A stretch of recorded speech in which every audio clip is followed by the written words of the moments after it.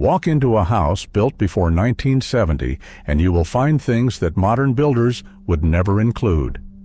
A small door in the hallway ceiling that leads to a metal chute. Glass panels above the bedroom doors. A dark, cool room under the basement stairs with nothing in it but wooden shelves. These are not design quirks. They were solutions. Practical, affordable, and often brilliant features that made homes easier to live in, cheaper to run, and simpler to maintain. And then, somewhere between the 1980s and today, builders quietly stopped including them. Not because they failed, but because cutting them saved money on the build sheet. These are 12 things they stopped putting in houses that actually made a lot of sense.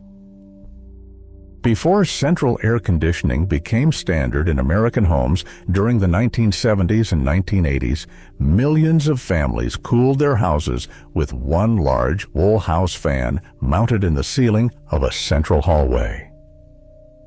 The fan pulled cool evening air in through open windows and pushed the hot air up and out through the attic vents. The entire house could go from stuffy to comfortable in about 15 minutes. And the fan used roughly 1/10 the electricity of a central air conditioning unit. That is not nostalgia talking. The U.S. Department of Energy still lists whole house fans as a viable alternative to air conditioning in many climates, and estimates they can reduce cooling costs by 50 to 90% in the right conditions. They cost a fraction of what a central unit costs to install, and a fraction of a penny per hour to operate. And yet, almost no production home built in the last 30 years includes one.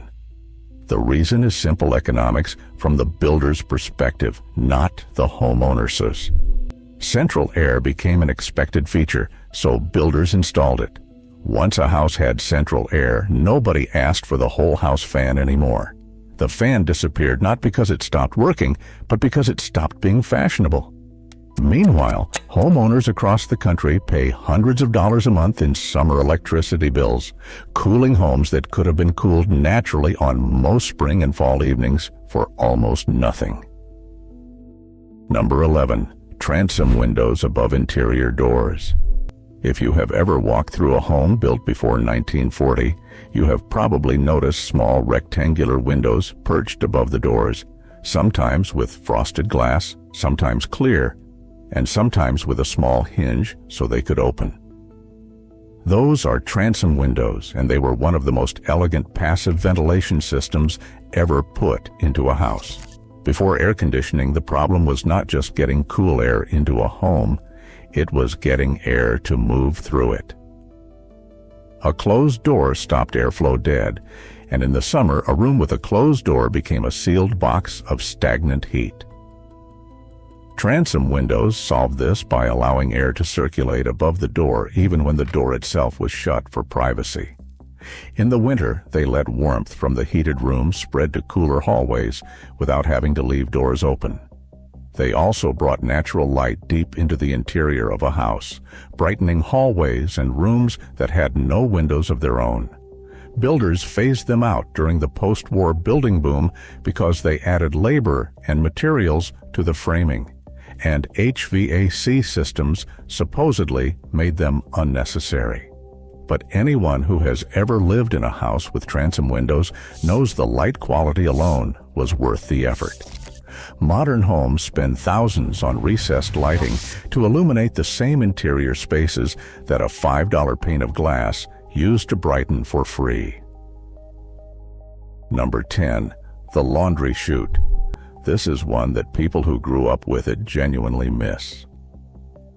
A small door in an upstairs hallway wall or bathroom opened to a chute running down through the wall cavity to the laundry room below. Dirty clothes went in at the top and arrived at the bottom without anyone carrying a heavy basket down a flight of stairs 3 or 4 times a week. It was simple, it was low-tech, and it saved thousands of trips over the life of a home. The real value was everyday convenience. Laundry chutes started disappearing from new construction after a 1961 fire at Hartford Hospital in which smoldering cigarette ashes dropped into a laundry chute and caused a fire that scaled the building through the shaft. Building codes tightened significantly after that, requiring fireproof materials, self-closing doors, and specific clearances from heat sources. Most builders decided the extra code compliance was not worth the trouble and simply stopped including them. But the fire codes did not ban laundry chutes. They just made them slightly more expensive to build correctly. A self-closing metal door, a shaft lined with sheet metal, and proper clearance from any furnace or water heater will satisfy the code in most jurisdictions. The total cost of including one during new construction is minimal compared to the decades of convenience it provides. Before electric refrigeration became affordable in the late 1930s and the 1940s, most American homes had some version of a cool storage space below ground level.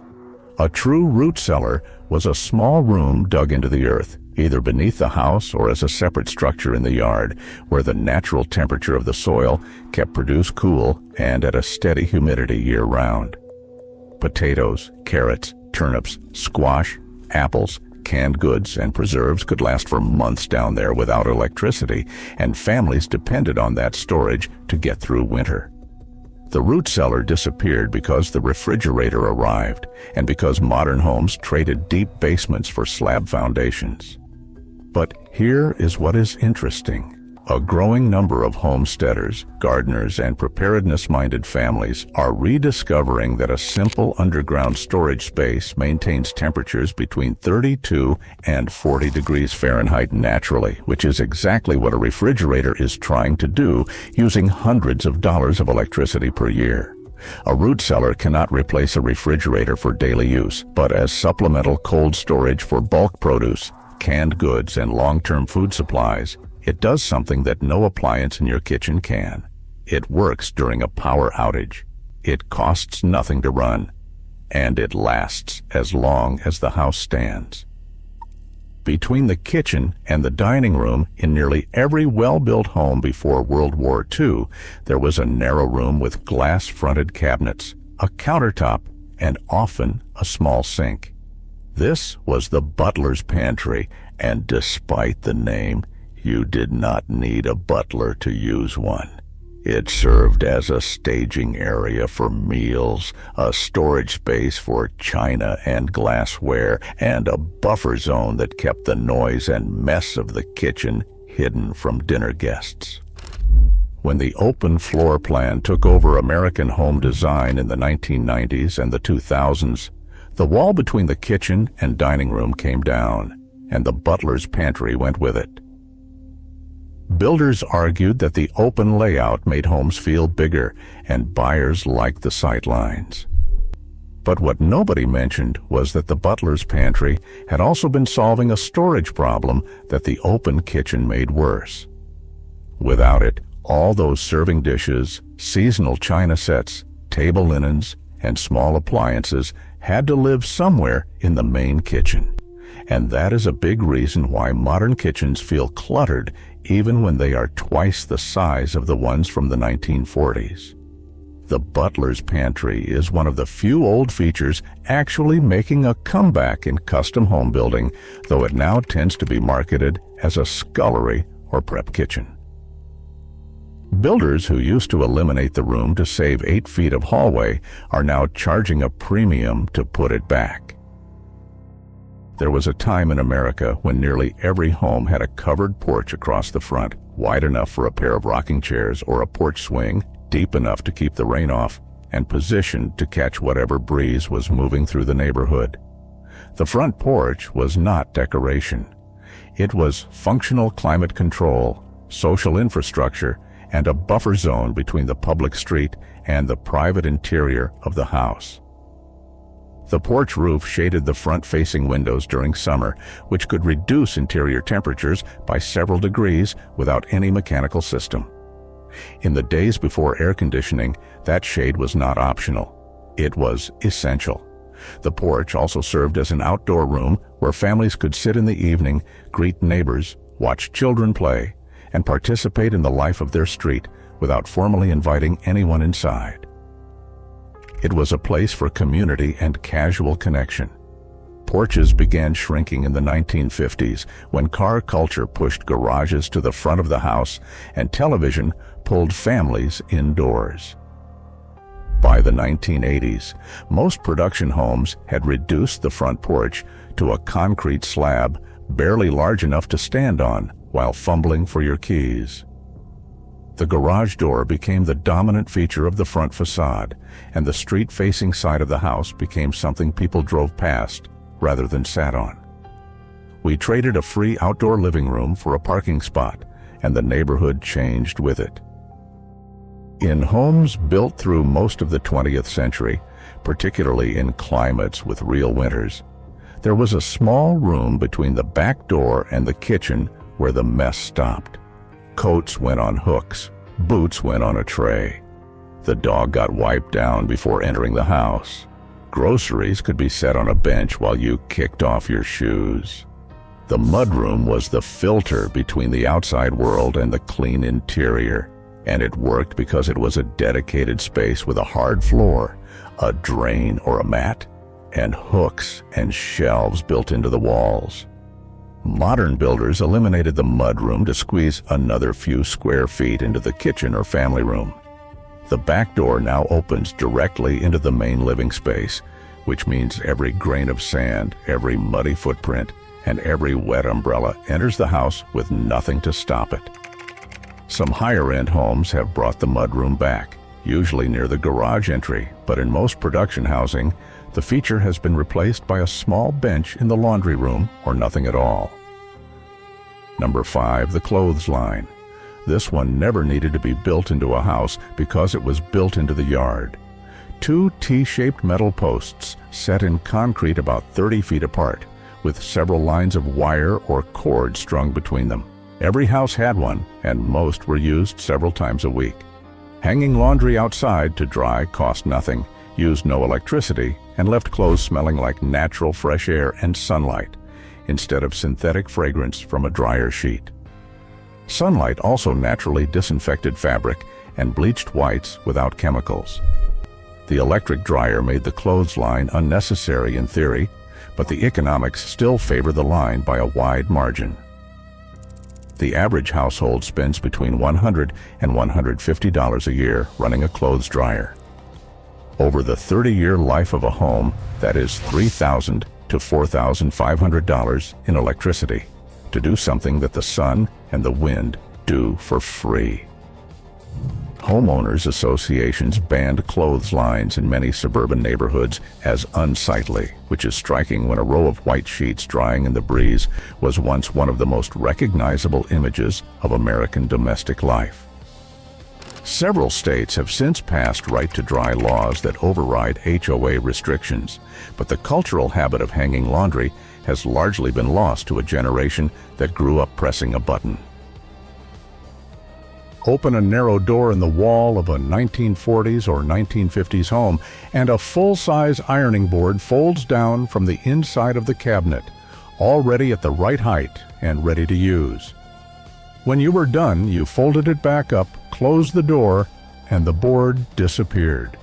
No dragging a freestanding board out of a closet. No leaning it against the wall in the laundry room where it slowly slides and crashes onto the floor at 2 in the morning. The built-in ironing board was a small feature that cost almost nothing to include during construction, maybe $50 in materials, and yet it solved a daily annoyance that millions of people still deal with today. Builders stopped including them because fewer people iron regularly, which is true. But the people who do iron, and there are still plenty of them, are stuck wrestling with a freestanding board that takes up floor space and never quite feels stable. The built-in version was better in every way, and it took up exactly 0 square feet of living space. In the early 1900s, large homes began installing a permanent, built-in vacuum system inside the walls. A powerful motor unit sat in the basement or garage, connected to a network of pipes running through the walls to inlet valves in each room. You plugged a lightweight hose into the wall and vacuumed the room, and all the dirt was sucked through the pipes to a central canister located far from the living space. The system was quieter than a portable vacuum because the motor was remote. It was more powerful because the motor could be larger without worrying about weight, and it routed exhaust air outside the house, so it did not recirculate fine dust and allergens back into the room the way every portable vacuum does. Central vacuum systems fell out of favor because portable vacuums became cheaper and because builders did not want to run PVC pipe through the walls during construction. But the advantages have not changed. The central units last 20 to 25 years on average. They require almost no maintenance beyond emptying the canister, and they consistently outperform portable units in independent tests of suction power and air quality. The formal dining room has been declared dead by Real Estate Trend Pieces roughly every 18 months for the past 2 decades. And yet, when people actually live in open floor plan homes, one of the most common complaints is that there is nowhere to sit down for a proper meal without staring at a sink full of dishes. The separate dining room gave meals a sense of occasion. You left the kitchen, you entered a different room, you sat down, and the act of eating became distinct from the act of cooking. That psychological separation turns out to matter more than the real estate industry assumed. Children who ate dinner in a dedicated dining room were participating in a ritual with a clear beginning and end, which is one reason family meals in earlier decades had a more structured rhythm than the open plan grazing that has replaced them. The dining room also gave families a place to host holiday meals, play board games, do homework on a large table, or simply have a quiet space that was not the kitchen and not the living room. Builders eliminated it to create the great room, which combined kitchen, dining, and living into a single large space that photographs beautifully for a listing, but often functions as a noisy, cluttered room where every activity competes with every other activity at the same time. Number 1, the deep covered eave. Walk past any home built before 1950 and look up at the roof line. You will likely see eaves that extend 2 or even 3 feet beyond the exterior wall. Those deep overhangs were not decorative. They were the first line of protection against water damage, and their disappearance from modern homes is costing homeowners thousands of dollars in repairs they should never have needed. A deep eave kept rainwater away from the foundation by throwing it outward, well clear of the base of the house. It shaded the windows in summer, reducing heat gain and cutting cooling costs. It protected the siding from direct rain exposure, which extended the life of the exterior finish by years. It also kept the area immediately around the foundation drier, reducing the risk of basement leaks, mold, and soil erosion around the footing.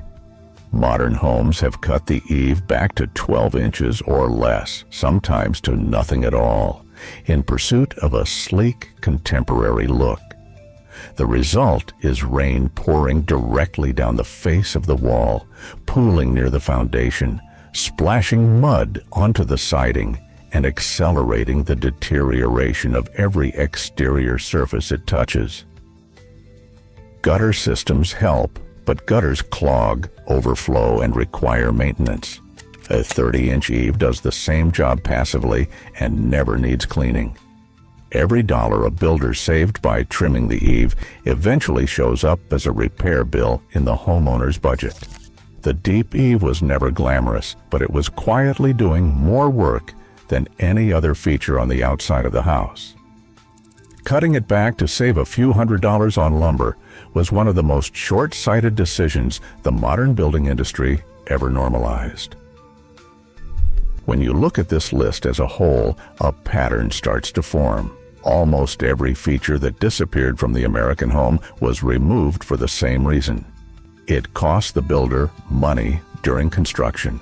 Not a lot of money, sometimes a few $100s, sometimes less. But across hundreds or thousands of homes in a subdivision, those small savings added up to significant profit, and the homeowner absorbed the long-term cost in higher energy bills, more frequent repairs, less convenience, and a house that simply did not work as well as the one their grandparents lived in. The homes got bigger.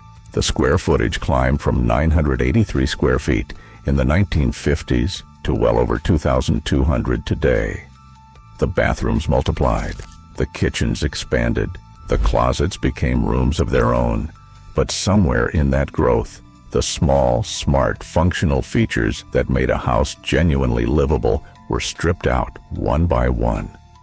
Not because they failed, because nobody was there to demand they stay. The builders were not thinking about the person who would live in the house for 30 years. They were thinking about the person who would walk through it once on a Sunday afternoon and decide it looked nice enough to buy. The house was optimized for the sale, not for the living. And the things that made living easier, the deep eave, the covered porch, the chute in the hallway wall, the cool room under the stairs, were invisible on a spec sheet. You did not miss them until the first summer your electricity bill hit $400, or the first winter you carried a laundry basket down the stairs for the 1,000th time and thought, there has to be a better way. There was. We just stopped building it.